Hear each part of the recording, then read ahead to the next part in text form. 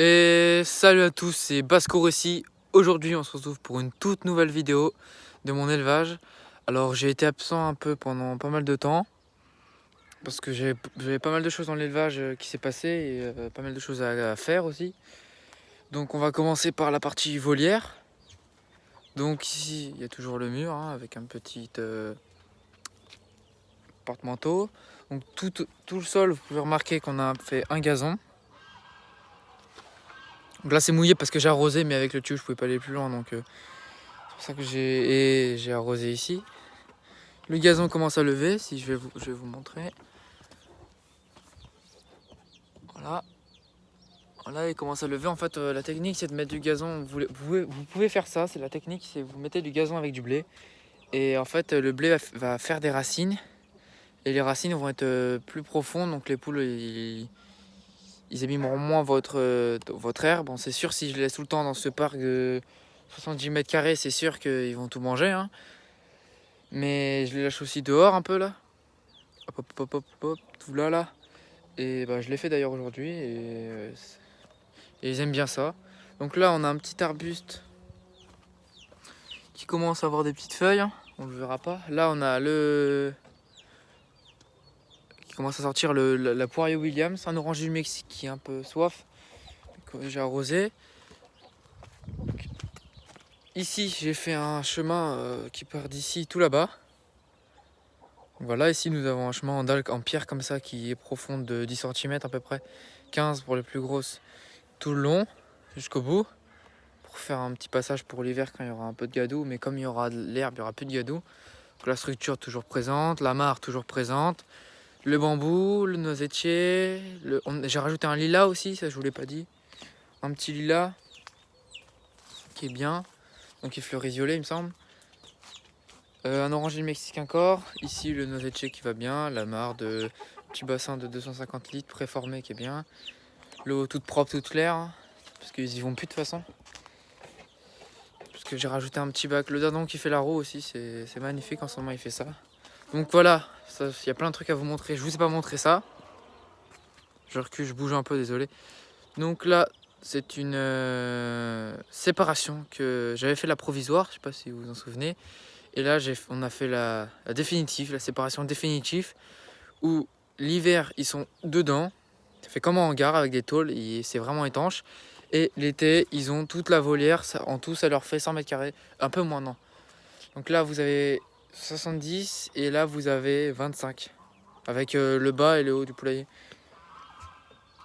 Ce qui fait presque 100 mètres carrés, oui. Plus après, il y a dehors, bon, ils ont tout le ils ont un grand terrain pour eux, ils ont à peu près 800 mètres carrés. Donc au sol, on avait mis du sable, bon, bah, ça est devenu de la poussière un peu. C'est devenu de la poussière. Donc là, j'ai mis un petit bac pour la canne, je vous expliquerai pourquoi. Pour que la canne, tout simplement, aille, avec le canard se baigner. Bon là, il est sale, mais même directement qu'on le change, il devient sale. Les nouveaux mangeoires automatiques. Donc vous remplissez, hop, par ici, 5 kg, hop. Et ça vous fait la semaine, j'en ai deux. J'en ai deux trucs comme ça. Là, c'est le coin poussin. Donc, une mère avec son poussin et une mère avec son poussin. Donc bientôt, la mère commence à pondre déjà. Donc là-haut, c'est les abreuvoirs, je vais les changer là. Là, mon abreuvoir ici, voilà, 30 litres, qui fait 30 litres. Là-bas, un nouveau pondoir.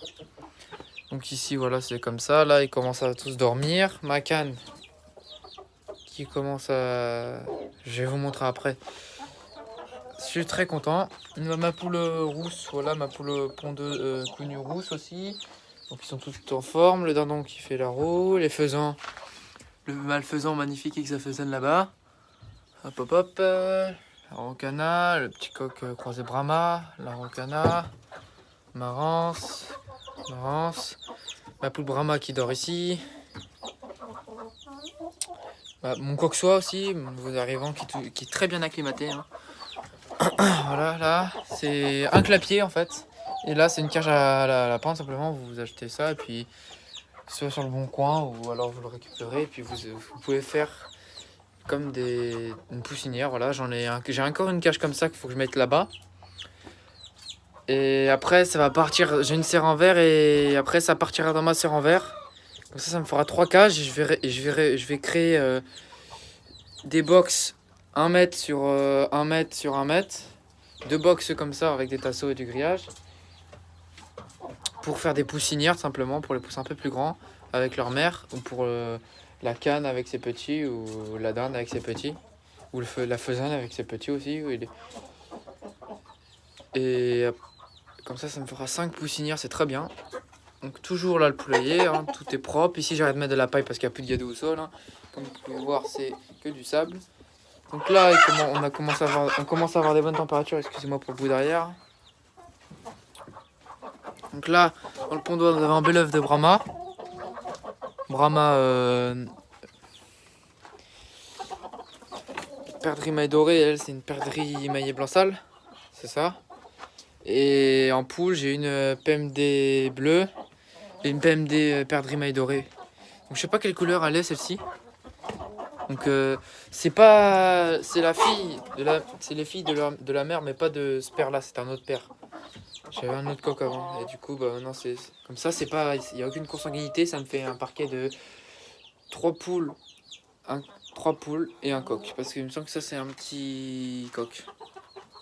Mais il est boiteux parce que vous savez il y a une maladie chez les Brahmas, c'est un peu courant, et bah ils ont une patte qui boite et lui bah il est né comme ça et puis il est toujours vivant, donc je l'ai gardé. Hein. Certainement je le garderai, il m'embêtera pas parce qu'il pourra pas cocher les poules. Donc là un œuf de poule naine. Pareil les poules naines, je vais vendre 5 poules naines là. Je vais garder plus que mes 3 poules naines, ça suffit. Bah les 3 qui couvrent. Et puis je mets des faux œufs parce que pour l'instant j'ai pas d'œufs en incubation, il n'y en a que 2 qui sont en incubation, il y en a un que je garderai pour mettre des œufs de canard colvert sûrement.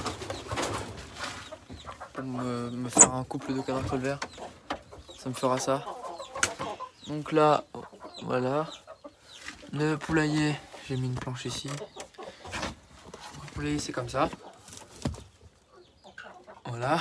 Avec les pondoirs, le nid, petite surprise là sur le côté. Sur le côté c'est pour la dinde. Ou pour les poules Brahma parce que c'est quand même des grosses poules. Donc là, on a un poule qui couve en faux œuf. Bon, je la laisse tranquille, elle couve en faux œuf. Parce que j'ai pas d'œuf tout simplement et je mettrai ce canard colvert. Un petit coq qui m'embête ici. Il m'embête un peu. Hein. Un poule qui couve. Elle est en incubation parce que il y a des œufs de marance et d'araucana et de poules pondeuses connues. Pour les connus, ce sera pour la consommation. Donc là, le nid de la canne. C'est sombre, mais voilà. Donc j'ai compté les œufs, je vais compter les œufs. 2, 4, 1, 2, 3, 4, 5, 6, 7, 8, 9. 9 œufs. Et elle va faire le 10e demain. Parce que ça fait 10 jours qu'elle a commencé à pondre. Mais il n'y a que 9 œufs parce qu'aujourd'hui elle n'a pas pondu. Donc là où j'ai des œufs. Hop. Hop. Ça c'est je sais pas quel œuf c'est ça. Peut-être un œuf de dinde. Dites-moi dans les commentaires. Il est assez blanc mais assez allongé. Il est gros aussi. Comparé à un œuf de poule pondeuse. Faites la différence, il est quand même plus gros. Donc hop. Là un œuf d'araucana. Et donc cette poule là couvre aussi des œufs. Hein. Hop. 12 œufs elle pour la part 10. Parce que c'est des marances, c'est plus gros. Et des marances. Mais ce sera des marances. Marances. Avec araucana parce que j'ai une commande de poules araucana. Donc il faudra que je sorte de poules araucana. Quand un nid qui a été fait. Hop, hop, hop. Il y a des bagarres, il y a beaucoup de bagarres, excusez-moi pour le bruit. Là des œufs de poule naine. Hein. C'est plus petit, hein, d'accord. Voilà, donc voilà, ici c'est calme. Là je vais faire un nid ici, il y a toujours 2 perchoirs, ça me fait 2, 4, 6, 8, 13 et 3 dehors, ça me fait 16 pondoirs. Donc 16 pondoirs pour les poules que j'ai, c'est franchement pas mal du tout. Donc niveau poussins, là, il me reste plus que 2 poussins. Si on peut appeler ça des poussins, parce qu'ils commencent à être grands. Encore connus, voilà. Donc la canne va bientôt se mettre à couver, je pense dimanche prochain. Hein. Dans une semaine, elle va couver, elle aura à peu près une quinzaine d'œufs, ou 15 ou 16 à peu près. Et 15 ou 16 œufs. Pour après démarrer la couvée, parce que je vendrai les canetons. Je garde pas parce que ça me fera un peu beaucoup. Ça en canard, faut que je vois. Je vais vendre 5 poules naines pour m'acheter un quatuor de cailles, un couple de pans aussi, de pans bleu ou pans opale, je sais pas encore, et un couple de canards mandarins et un couple de canards carolin argenté avec un couple de canards courant indien ainsi qu'un coq araucana pur, parce que celui-là je vais le vendre, hein. C'est pas un pur, ainsi qu'il y a une baston là-haut, ainsi qu'un coq marrance pur, araucana pur, un couple de hollandaise à œil blanche, noire à œil blanche, et une poule Brahma herminé noir, parce que c'est juste pour avoir la couleur herminé noir, parce que je trouve que c'est l'une de mes couleurs préférées. Pour que ça me aussi, comme ça le coq arrêtera de cocher tout le temps la même poule, parce que les autres ils sont un peu jeunes, les autres poules, hein. Avec un couple de Sabelle-Poutre lavande et un couple de Pékin argenté, peut-être des oies à tête barrée aussi, un couple de pigeons Lahore, ça c'est sûr aussi, et un couple de faisans Lady Hammer, c'est un couple de faisans dorés, donc j'avais vu ça, et un couple de perdrix rouges aussi.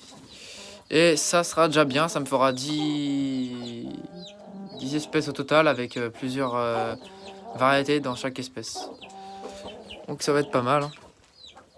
Donc l'élevage sera déjà bien agrandi, parce que là j'ai 5 variétés avec mes inséparables. Voilà, j'ai pas arrêté l'élevage d'inséparables, j'ai toujours continué. J'ai mon inséparable mâle rosé colis vert, et j'ai acheté une femelle lutino. Et ils sont bien accouplés, ils sont en train de faire le nid, et ça va pas tarder à pondre. D'ici un mois, je pense que il y aura des petits, j'espère, pour ensuite lâcher là. Pour ensuite l'été venir les mettre des nids ici en fait. Quelques nids là, hop, pour après qu'ils soient ici dans une de la volière. Comme ça les poules sont lâchées dans l'autre partie de la volière, et celle-ci avec les inséparables.